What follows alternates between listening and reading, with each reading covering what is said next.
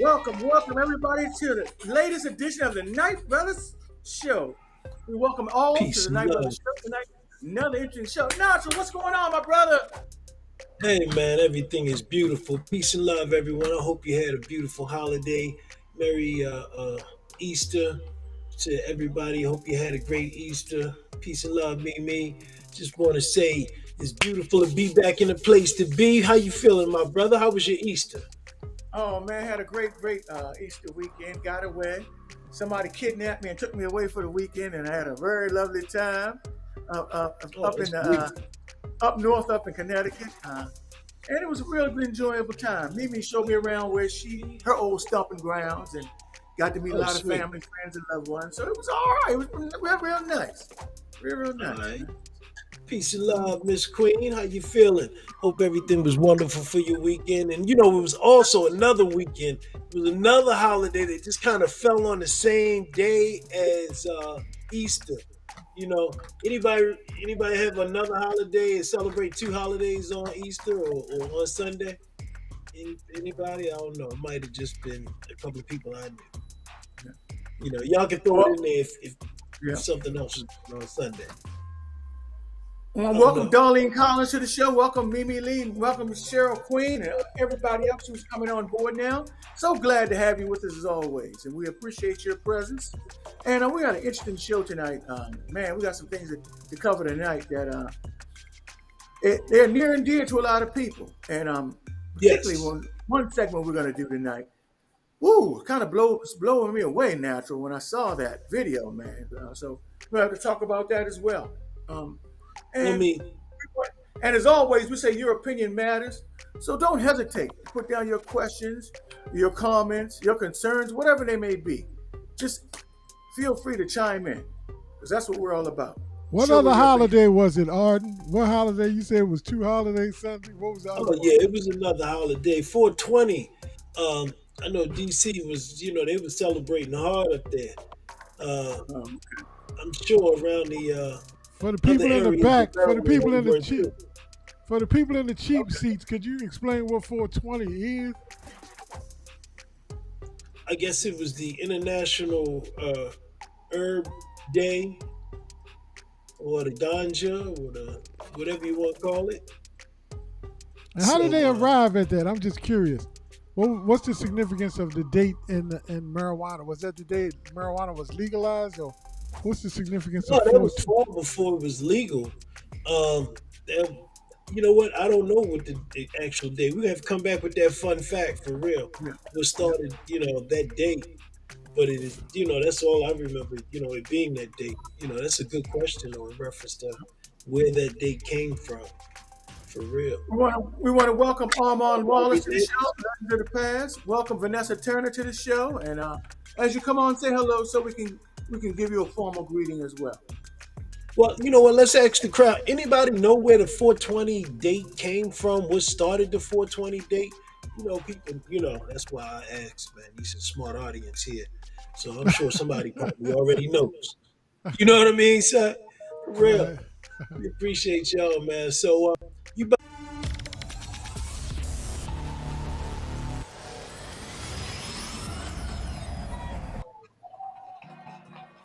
All right, man. We're gonna be vibing tonight as we always do, and this first vibe, man, is something that's it's deep when you think about it. This first vibe, we're gonna talk about something that affects so many people, and mainly when we think of this thing in particular, we think of women.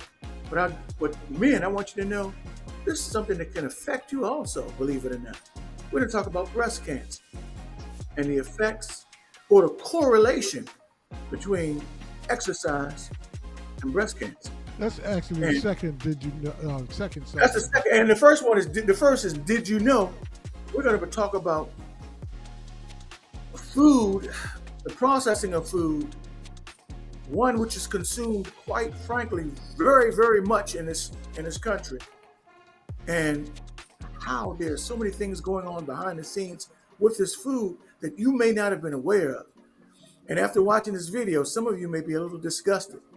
So those are the two things we're talking about: breast cancer awareness and a did you know fact, what you're going to find quite frankly, startling. Back to you, Lenny.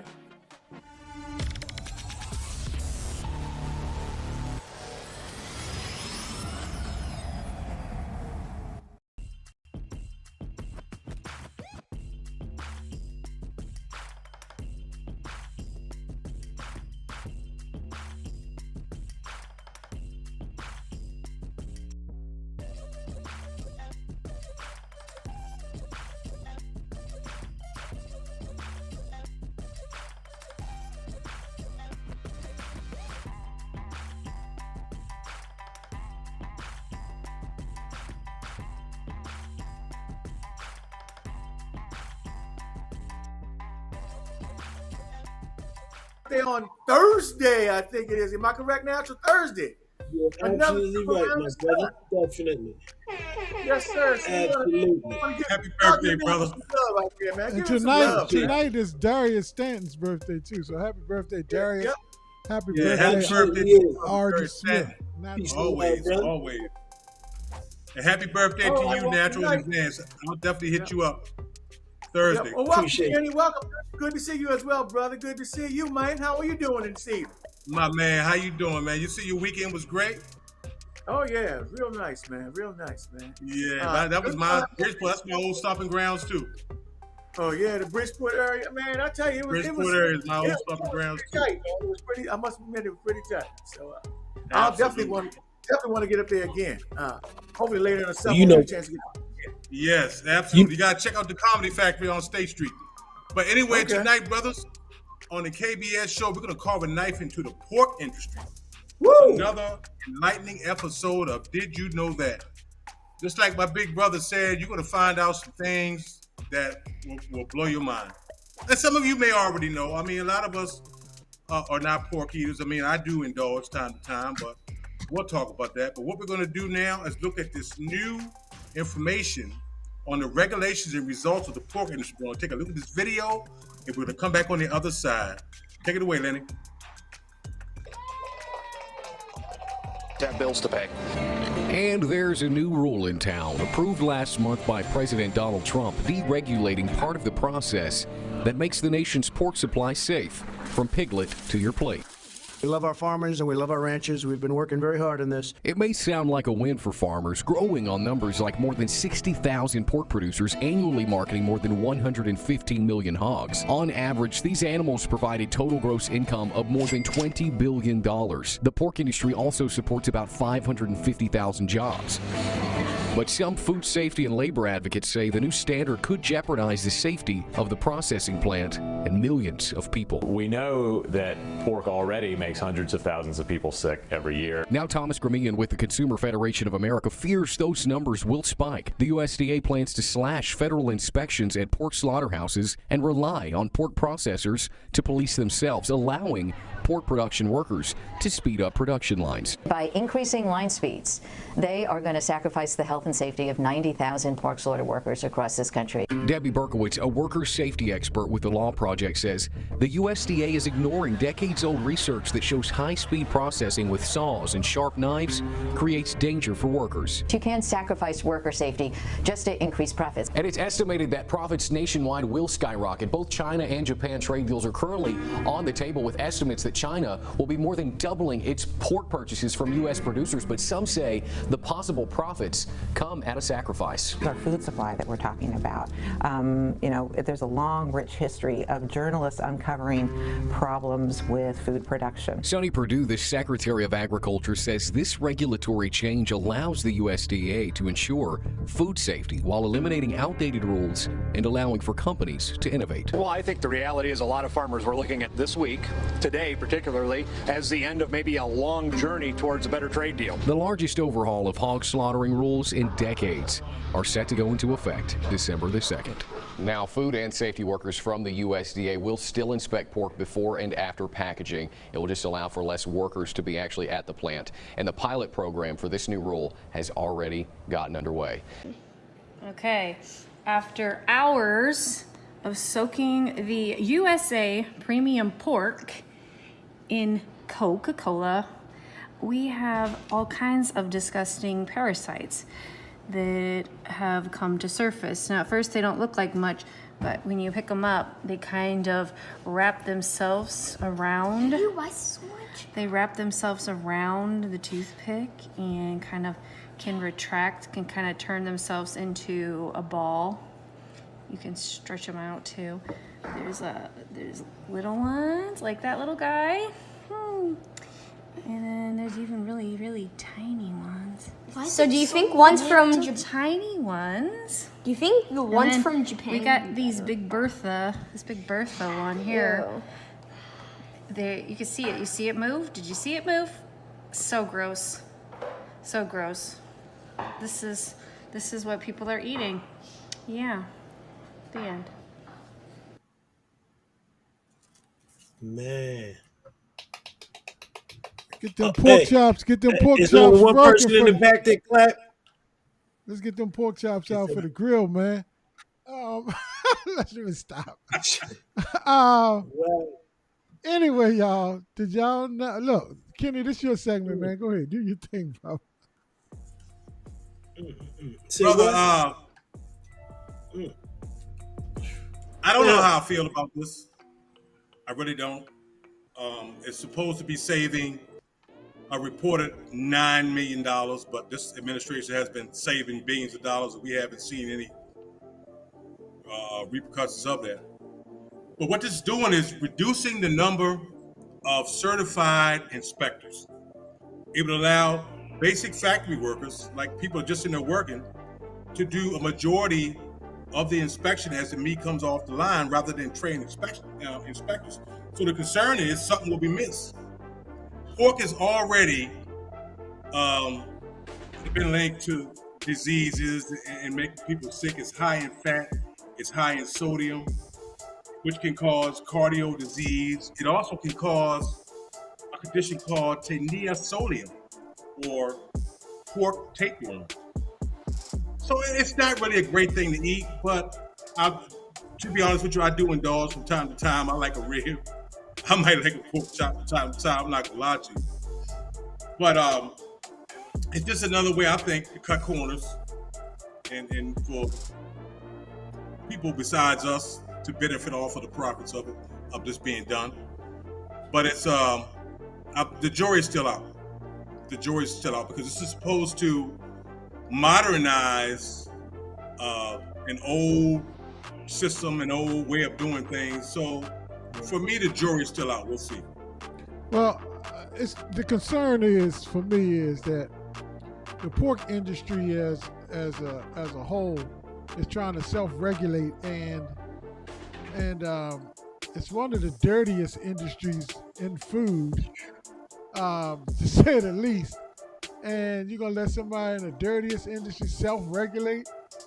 That just I don't get that part of it. Well, Lenny, okay, I'll debate that. I'll debate that though. When you call it the dirtiest industry, I know where you're going. Man, I'm gonna tell you, pork. I'm not supporting pork or lifting up pork, but our food industry as a whole, particularly the meat industry as a whole, has a myriad of problems. You can start with the chicken industry. You can look at the crab industry. You can look at the beef industry. All of them have serious issues. So while we're pointing out pork in this particular instance, don't think those others are much better. Because I say it's one of the dirtiest, Q. I didn't say it was the dirtiest. And the reason why I'm saying that from the beginning, because just the animal, to begin with, the animal itself, the product itself, the animal of a pig, it's not raised in a pig. A pig will eat just about anything. And I know they do the same thing now with fish, with chicken and everything else. They're eating all kinds of crazy stuff that the feed that they're giving these animals. Anyway, that's not the debate. Can you read the question, or do you want me to read it for you? I got it. Okay. It says, under this new rule, the people checking for contaminated meat now may be plant employees and not government inspectors. First of all, that's heavy in itself, because when you're removing that oversight, you're doing a couple of things. first of all, you're cutting corners for profits. That's what you're really doing. You're cutting corners for profits. And you're putting the idea of additional profits over the health and welfare of the consumer. And both workers and consumers are at risk when you do this. And to allow them to police themselves before something that comes onto our dinner plates, that's insane, man. That's insane, because they're obviously cutting corners because they don't want things thrown out. They don't want things wasted. And they're liable to let small things go. And when you start to do that, that's when the idea of more and more sickness, significant sickness, can reach the marketplace and the consumer. Good point, bro. Wallace said that he had significant experience, and he guaranteed you, let me put it back up there, timed out. He said, I have significant experience, and I guarantee you will think twice before indulging. And if you can just, explain that a little bit more, but I'm going to make the assumption that... Well, basically what he's saying is he got sick from eating some bad pork. Some pork that he shouldn't have been, some food he shouldn't have been consuming. That's not that hard to understand. But that's true. That's a true point right there. Yeah. You know something is bad and you're consuming it. Wow, that is an issue. Kenny, coming your way, brother. Can you read it? Absolutely.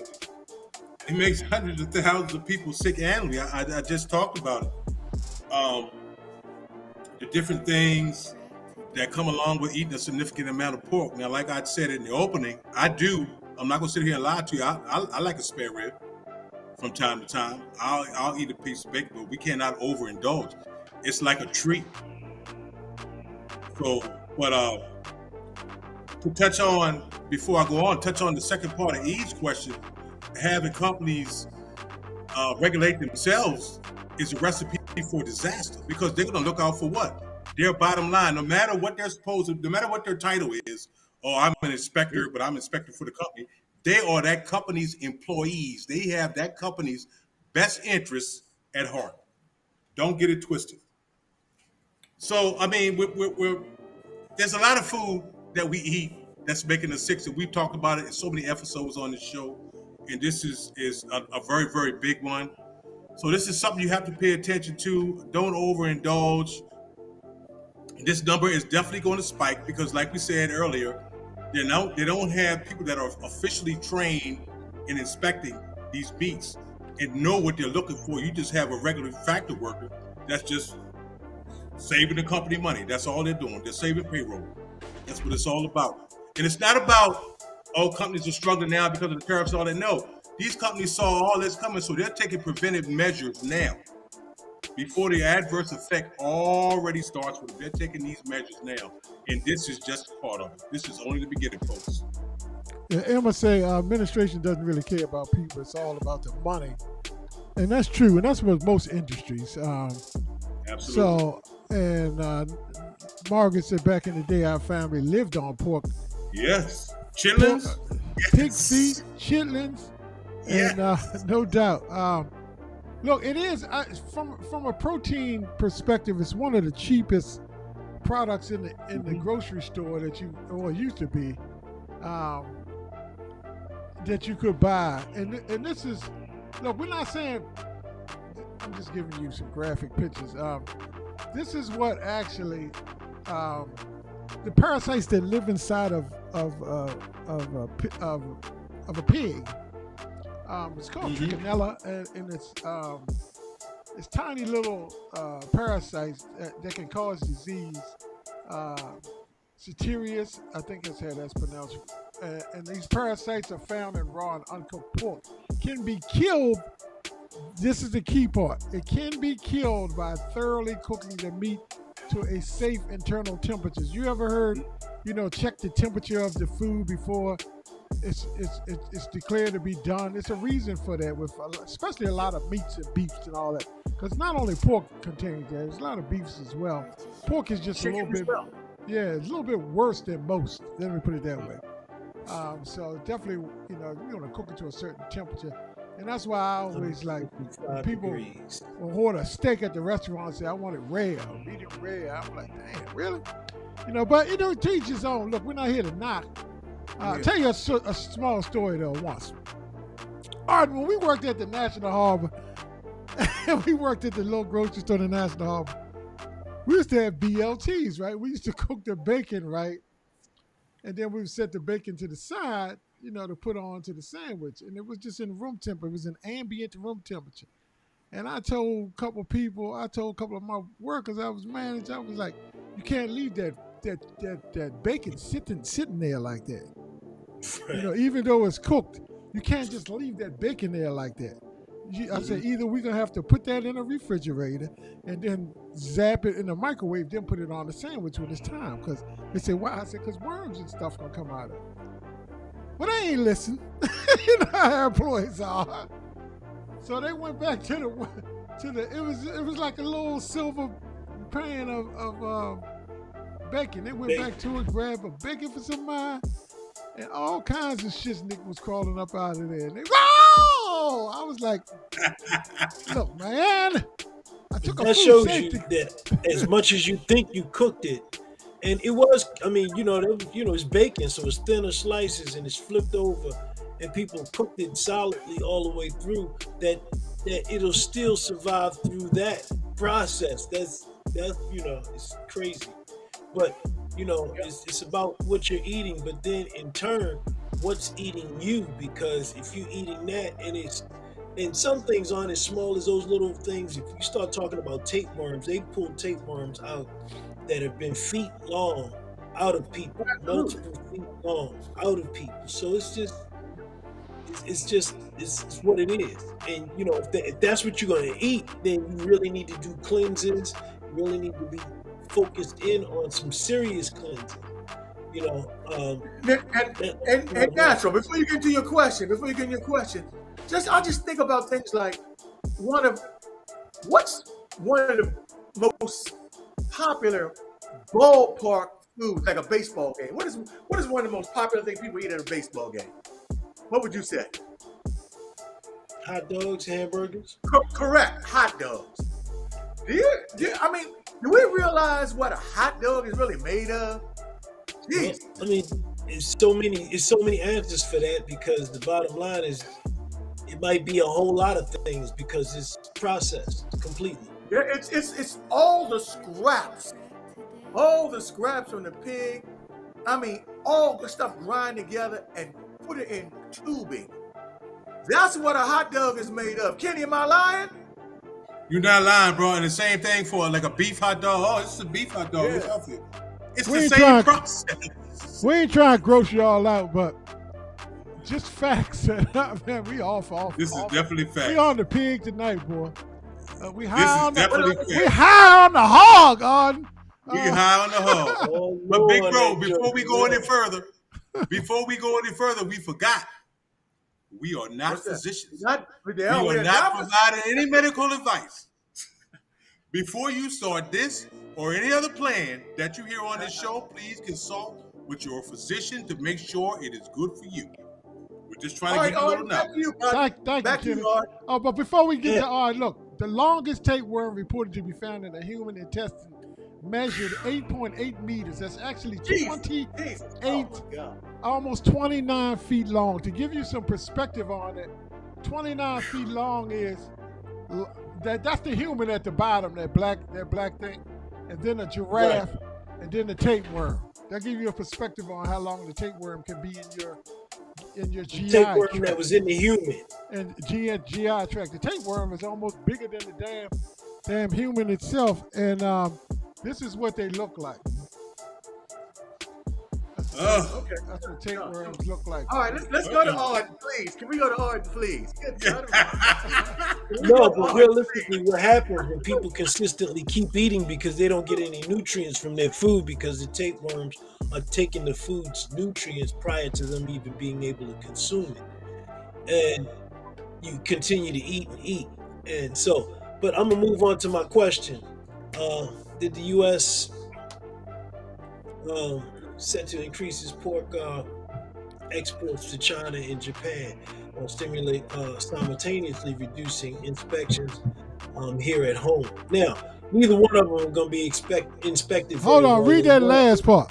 Are American consumers being treated like the dumping ground while the safer meats are being, or the cleanest cuts go overseas? So they're leaving us to scraps. Now go ahead and answer.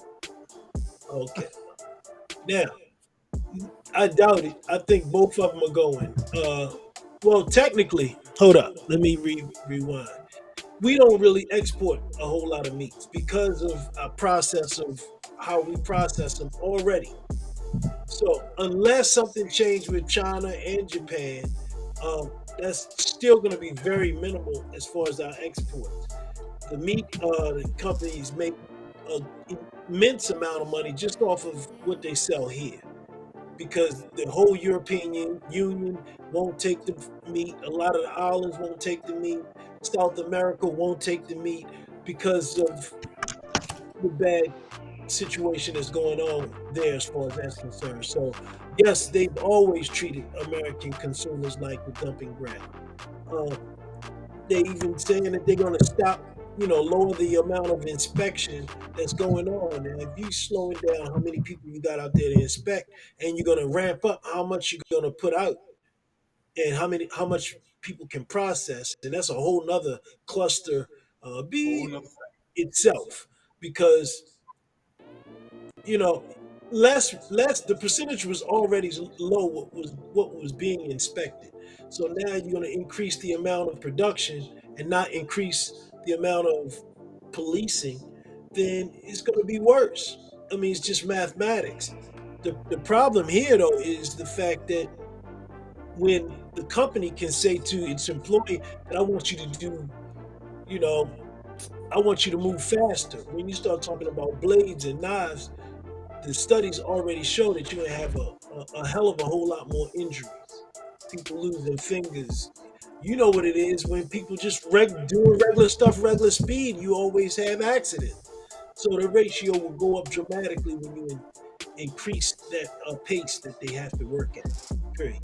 No doubt. And I don't want to leave.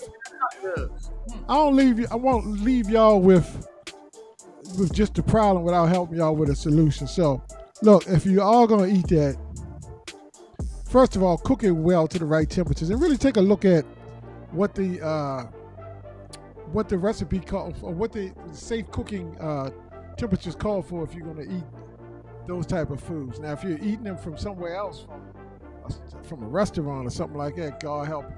But if you are, then these type of natural herbs can kind of help offset tapeworms and that type of stuff. Ironically, something called wormwood extract. Wormwood extract ain't a hard one to remember if you try and get. I want that joint for the wormwood. yeah, exactly. Black walnut is a very good herb, also. Yeah. Indeed. No question.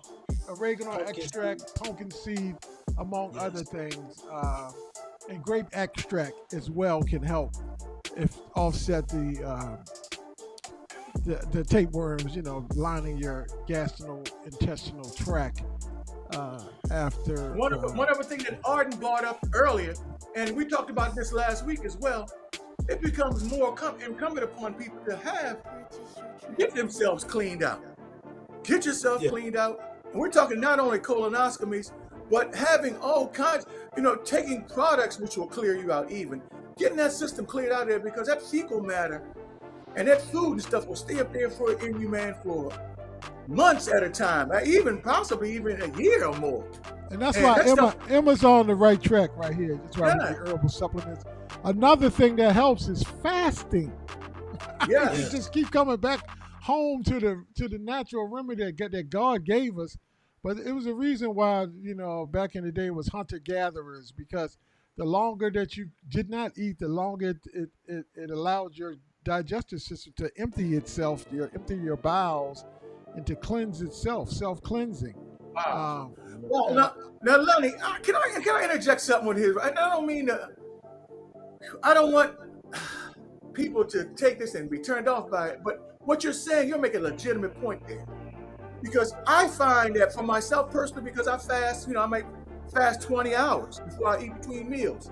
And I can eliminate in the morning and not consume anything. And 10 hours later, I'm having elimination again without having consumed anything. And that stuff continue to come out of. Clear that body out. Yeah. Especially if you're consistently drinking enough water. Water. Yes. They say you should drink twice the amount of whatever your body weight is. Drink that twice the amount of that in ounces of water. That's how much water you should be drinking a day. Divided in half. Midlife Simmer said that's how Elvis died of a severely impacted colon. He died. He went to the throne and went to the throne. Yeah. Well, you know what I mean, he was eating all those peanut butter and banana sandwiches. I don't know what he was taking all them drugs. That was one of his favorite meals. Sometimes make you constipated. Yeah. Constipated. Taking drugs and Oh my goodness. That's but anyway. Let's get up off the pig. I was high up on the hog. The only pig I like is the Washington's mascot. Washington Commanders mascot. Anyway, we gave up the pig up in the Knight household for some years. Yeah, I remember Tashia said, this was some years ago. I went to buy a pack of hot dogs. This was a long time ago. I said, baby, you want a hot dog? She said, boy, I stopped eating them before you did. Say what? So, anyway, y'all, let's keep it moving. Keep the show moving. Did you know? Good segment. Our feature segment tonight. Why don't you tell them, Kenny, what we got on tap, brother? Tonight, we're going to talk about how cardio can be a defense to cancer. What happens to women who train weekly? What happens to women who don't train weekly? What happens to women that train excessively without the right nutrition? I'm going to say that one more time. Training excessively without the right nutrition. We're going to take a look at this. We're going to come back on the other side and talk about it. It's going to blow your mind. Back to you, Lenny. A new study shows breast cancer is still very dangerous, but if you do this one thing, you're more likely to beat it. Let's connect the dots. Breast cancer affects 1 in 8 women in the U.S., but a new study could give them a new tool to help stop the disease: exercise. Let's connect the dots. The new research in the Journal of the National Cancer Institute found that exercise improved outcomes for women being treated for breast cancer. The study looked at physical activity levels of patients before diagnosis, during treatment, and after. It found the more active a patient was, the better the outcome, and it even reduced fatalities. While it's nothing new that exercise can improve your health, the study's authors were surprised to learn even something as simple as walking for 30 minutes a day could result in significant improvement. According to this research, increased activity was linked to a 40% reduced chance of breast cancer returning and an even larger reduction in death. They also found that it was never too late to start. The data shows even patients who started moving 1 or 2 years after treatment had a lower rate of recurrence. Ago, Lisa Donnelly was diagnosed with breast cancer. After aggressive treatment, she beat the disease. Once you get past that point, then you start to look for means to prevent it from coming back again. So one of the things that I've chosen to do is to try to lead a healthier lifestyle, try to maintain a weight balance that's good for me, and exercise as much as I possibly can. Research shows that regular exercise can help cancer patients overcome fatigue from their treatments, and it may be a key factor in keeping cancer from coming back. If they change their lifestyle and incorporate regular physical activity 3 times a week, 40 minutes each time, they can reduce their risk of recurrence of breast cancer. And that's almost as good as the impact of chemotherapy on certain breast cancer diagnoses. Lisa started the changes to her lifestyle right after she finished her cancer treatments. I felt a little cooped up, and so I started walking. And then pretty soon walking became running, and I think about that time Gold's Gym opened up. So I started with spin classes, and that's evolved a little bit more. Lisa says not only does she feel physically better with exercise, but it's good for her mental and spiritual health too. I notice a big improvement in my stress level when I get to the gym or run outside on a regular basis. And I think if you're worried about things like cancer or personal issues or job issues, getting to the gym or getting outside and walking or running helps a lot. You don't have to have cancer to make that healthy change. Everyone would do better. I mean, you could help prevent cancer by starting a physical exercise program, because a lot of the cancers are related to body mass and fat. And any headway you can make to reducing your body mass and your body fat content, you're probably going to reduce your risk of cancer. I'm Kevin Ryan reporting for St. Luke's Health System.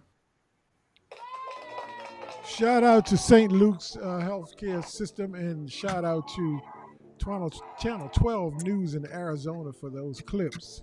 All rights and footage for them. Thanks for the borrowing and use of them.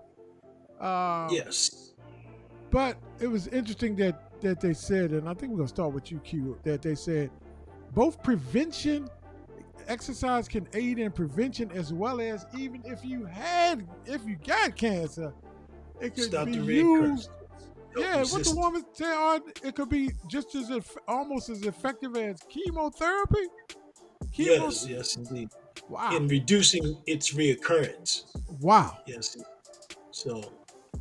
Q, here you go. Throwing them both up on the screen, baby. Talk to us.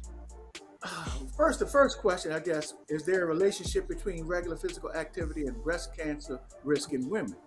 And the answer is yes. You know, if a woman is involved in regular physical activity, you know, going to the gym, walking, riding her bike, it could even be a regular house cleaning routine, but it's something active. Studies have shown that it can, by the World Health Organization, that it can help reduce the risk of breast cancer compared to those who are inactive, those who do nothing at all. So if you know that, you already know that, it would behoove you to move your body, be active. Even means just going for walks around your neighborhood, doing something, line dancing. It could be anything, gardening, anything that'll keep your body active. That would be great in helping to significantly reduce the chances of you contracting breast cancer, help fighting it off, staving it off. The second part of the question, does engaging 3 times or more a week specifically impact breast cancer and risk reduction? It does in several ways. Because we know, one of the things we know about cancer, that estrogen levels play a big part in spurring cancer. Well, if you're exercising several times a week, it can help because it can lower some of the circulating estrogen levels, which is one of the things that really causes cancer. So that helps. It also helps because it's going to help you lose weight, because excess weight really can help to spur cancer. So getting rid of the excess weight through exercise, that's a big key. And also it helps to regulate that body fat and the immune function. If your immune system is stronger, that can help ward off cancer as well.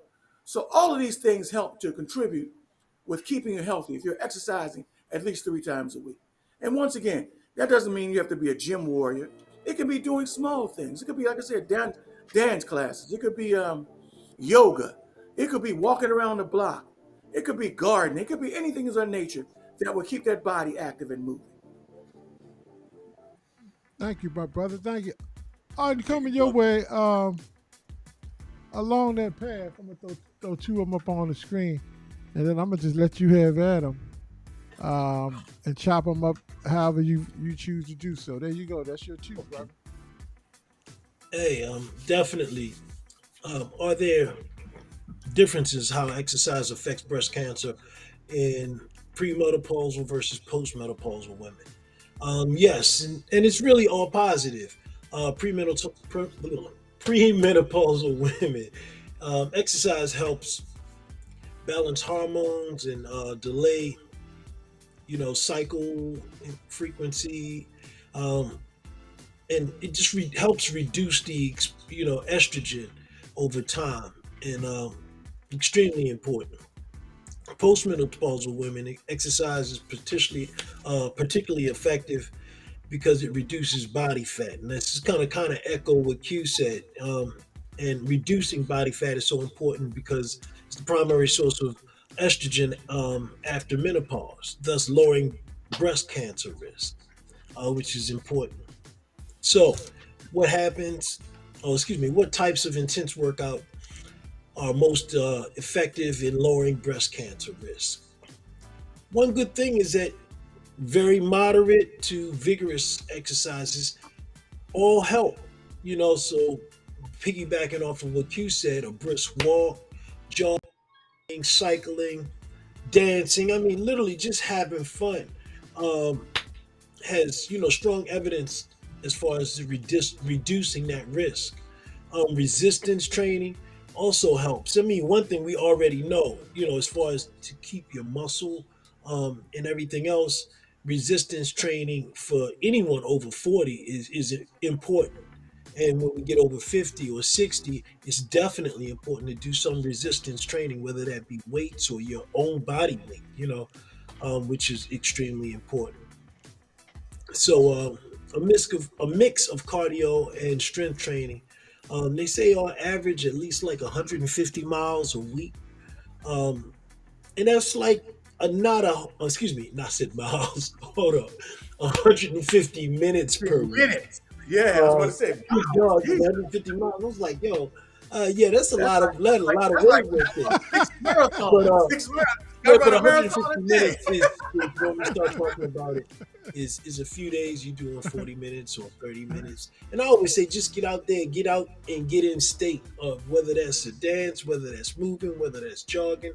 If you swim, especially since the weather's changing, just get out there and move. If the beautiful thing is if this point in time, if you're gardening, any of that, walking with your grandson or your nephew, all of that counts as activity, and that's important to understand. So it's not really like you have to go to a gym to get this and make this happen. It's just active. Be active, live, have fun. That's really it. And what happens is they're not really it's not really in the science as far as them talking about it, but your state and your well-being, if you go out there and you're having fun and you improve your state and how you feel, it's important to feel good. And there's drugs that your body creates when you laugh, and that's healing. So if you can heal yourself and at the same time move, it's extremely important. Kenny, I think you on deck, brother, so we're going to kick it over here to you, baby pop. Absolutely, brother. Absolutely. Kenny, you got two questions right there, brother. You can chop them out however you feel like, but there you go, 1 and 2, brother. Absolutely. Physical activity influences it. It helps moderate and lower what's called your circulating estrogens. Okay, that's the amount of estrogen, your estrogen level in your bloodstream. Too much is bad, too little is bad as well. But what you don't know, I spoke about it earlier, an intense exercise session or sessions with poor nutrition, like we kind of like just talked about, can lead to what's called an estrogen deficiency. That's where it causes your body to go in survival mode. That's where your body prioritizes all the essential functions like digestion, circulation, respiration, and you come up short on some functions like hormone production. What does that do, especially for women? Bad mood. Oh, girl, what's wrong with you? Your estrogen level low. Metabolism.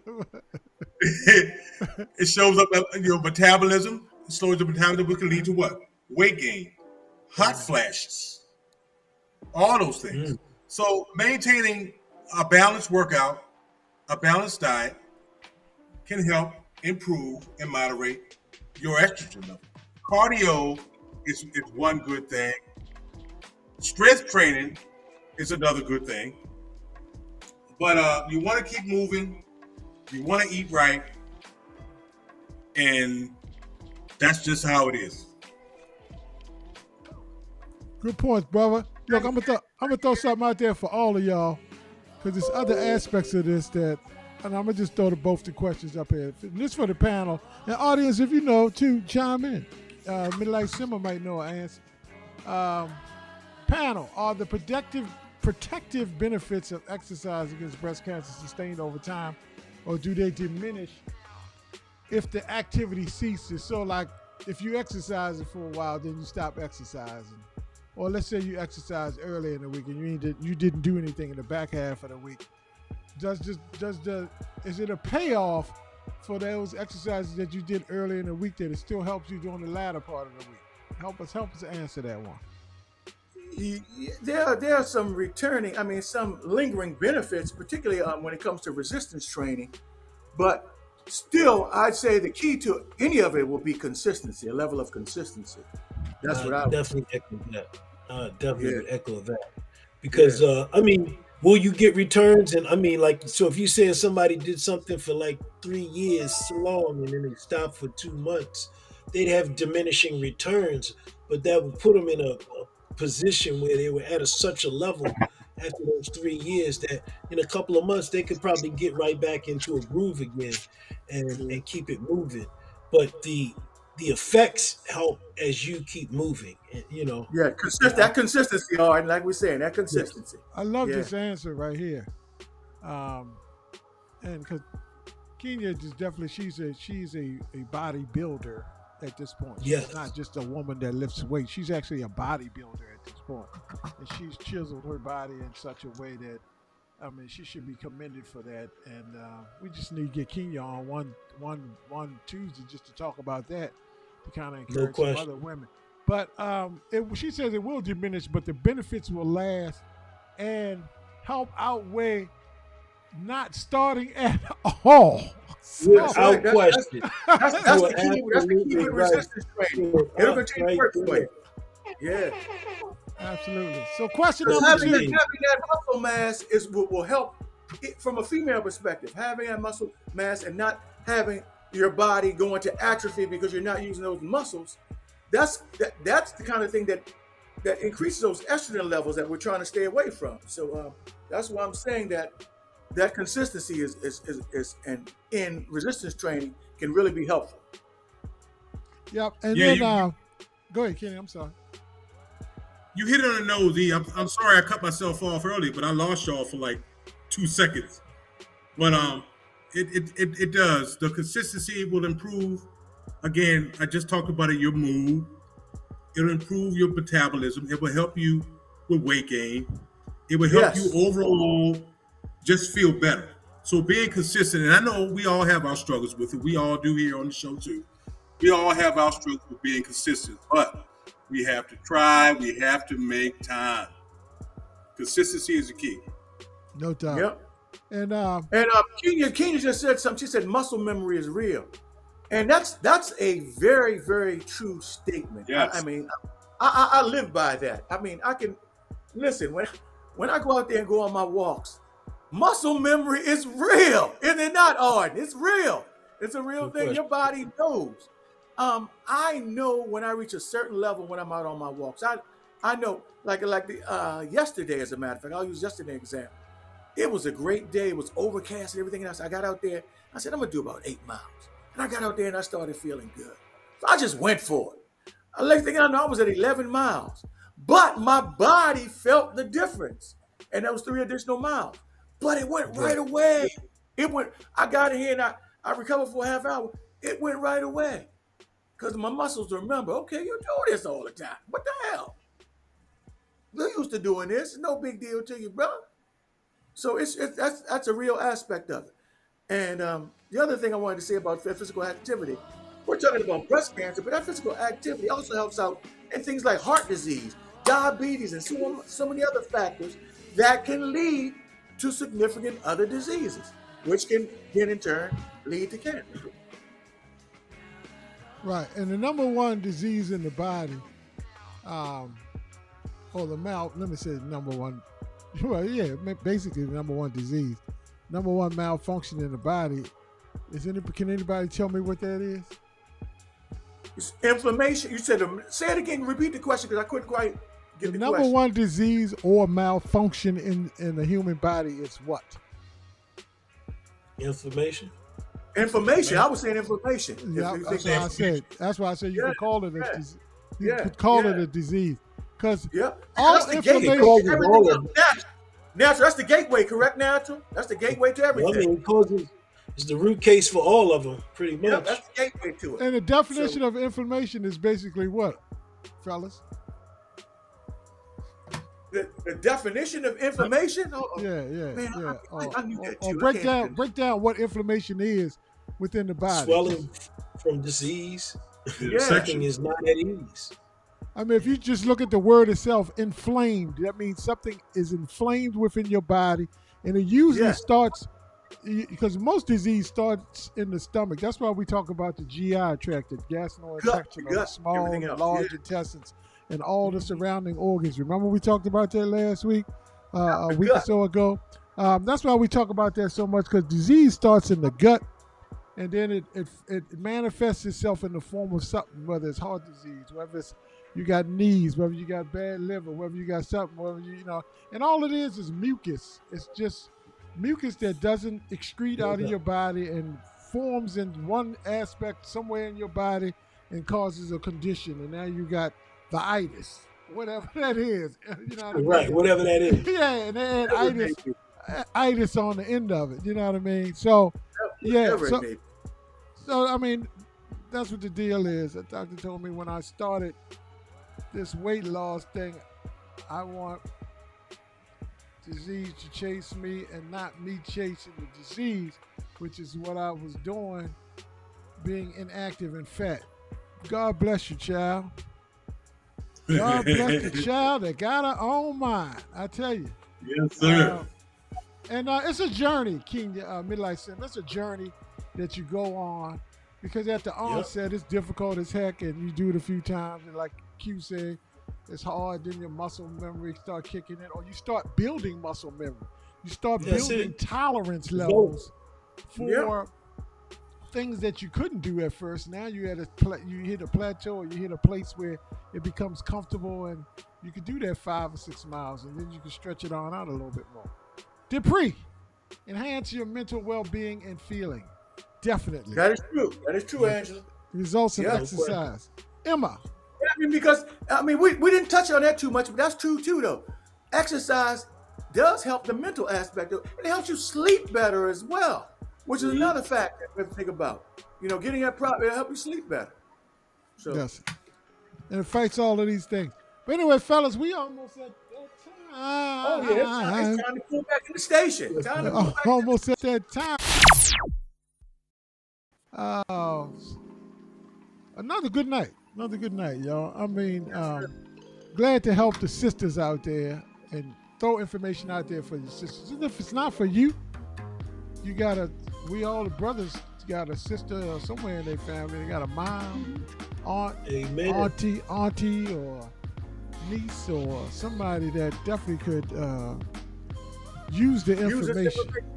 Oh, no doubt. And what makes it so important is because, honestly, it affects our community at a much higher rate than any other community. I mean, we are actually at the top of the people being affected by this.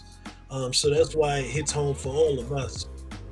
So, do your self-check and get checked, whatever that periodical situation is, don't sleep on that, because we want you around.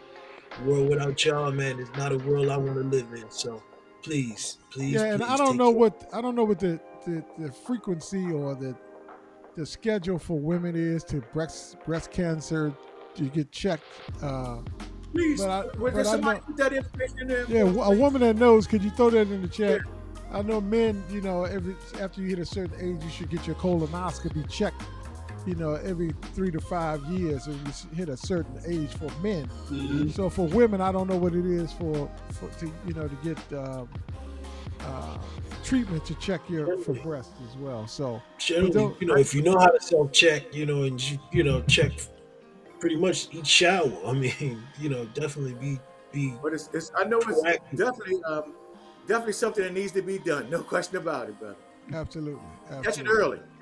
You see something you feels different, looks different. Yeah. Get on it early. No doubt. So, Q, what we got coming up in the future, brother? Well, we have some more interesting things coming up. We're going to be covering. We've been taking a turn toward getting back more to health, because we feel like it's important that we emphasize health. But we have some other guests that will be coming on board as well in the next couple of weeks. But guys, we want you to know we're still going to be covering health topics. We're going to get back to the exercise portion of health as well, too. We're going to be covering that in the near future. And as this weather is now kind of broken, we're going to get back to talking about something that we were doing before. We'll get everybody back on a contest. We're gonna start this walking again and natural. Let's get that started again, man. Where we get a walking contest, where we get these people out here walking again, moving those bodies. No doubt. Get on that. Well, maybe not this weekend for me, but next weekend, I'm gonna pick a spot, man. If y'all want to walk somewhere, we can just link up, at a certain time, and walk. Whoever comes through. We just hit the walk at a certain time, and just have a good time. I like what Margaret says here too. She says she goes every year to get screened because her mom had cancer. So if it is something that somebody in your family had, then it could be a history or that's a good idea. Definitely. Some of Vanessa says self-check every month. Every month, once a month. Okay, mammogram. That's good, Vanessa. Good, Nessa. Good. Good. 1 to 2 years mammogram, but self-check is necessary. Great women. Great. Keep that up. Sisters and brothers do the same for colonoscopy. And I think, Q, you just had one recently. I had one a little while ago. Yeah, 2 weeks ago. 2 weeks ago. And, yeah. So, look, let's keep it rolling, y'all. All right, folks. Listen, love y'all, man. Stay healthy. All right, God bless y'all. Good night, everybody. All right, Kenny. See you next week. Thank y'all for joining us every week. See you soon. All right. What we should have every year. All right, peace and love. Peace and love. All right. Deuces. Happy birthday to Arden coming up. Yes, sir. Happy Thursday, birthday, bro. All right. All right.